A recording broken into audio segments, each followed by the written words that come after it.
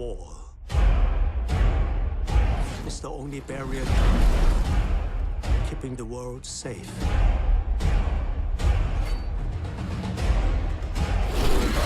Mother of God.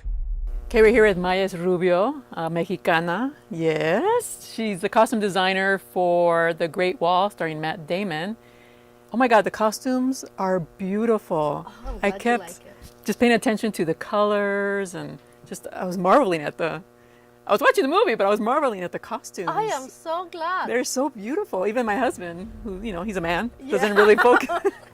He said Yeah, the costumes. Men will like this kind of. Yeah, but he just costumes. noticed the colors and how bright they were. You know, when you started, what was the directives from the director?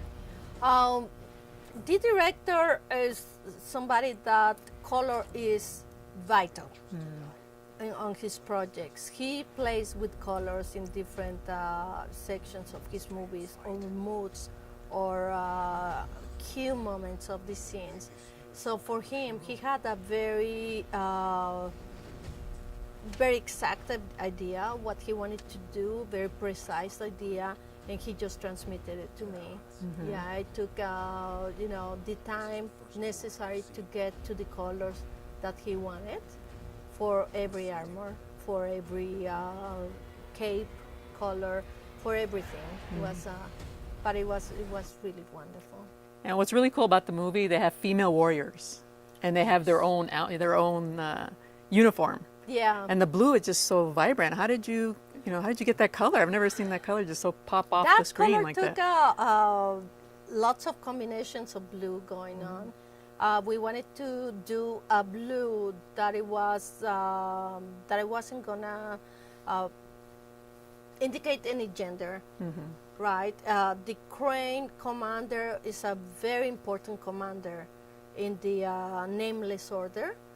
The Nameless Order, is the whole group of regiments we had.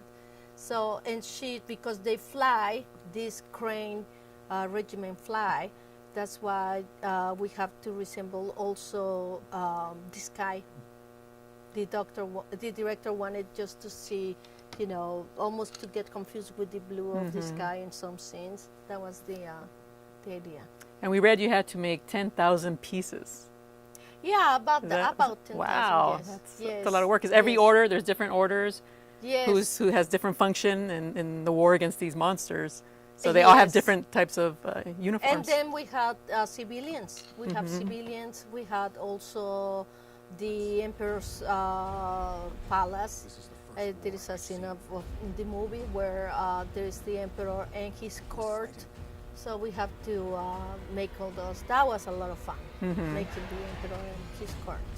And then because it's fantasy, but it's also a historical piece, were you able to have some freedom in creating them, or did you have to base it on It warrior? was a certain freedom, but it was more. It had a regime of code of military needs for the costumes. We took license in the colors, I guess. Yeah. And what was it like dressing Matt Damon? Was he up for Very it? nice. Yeah. Yeah, very nice man. We love him. He's fantastic. He speaks Spanish. I was gonna. Yeah. And he was very involved in his costume. He told me what he thought, that some changes he wanted to do of his costumes. We did it. He was very happy. And they have a lot of fighting scenes, especially the women warriors. They do Yes. acrobatics. So did you have to keep that in mind when you were making their outfit? They can't Absolutely. be very No, stiff. the costumes are completely flexible. Yeah, all the parts. I mean, even the chainmail, it's actually scales of the skirts and the costumes. They're designed to move. They don't stay rigid. I mean, they stay within. It's like it's like shingles. They can move. But also we have to take into consideration that they were going to do so much wire work. So therefore, all kinds of harnesses, and protections. So that we have to include that inside the costume. So you don't see them, you don't see any of those, Of course, the wires they cancel in post, but within the costume we have to make it so they don't look like bulky or anything. We're gonna keep our fingers crossed. You deserve an Oscar nomination next year Well, because they're just fabulous. Thank you so much. And thank you for making us Mexicans proud behind the cameras. Yes, thank you. I like that. Thank you. Thank you.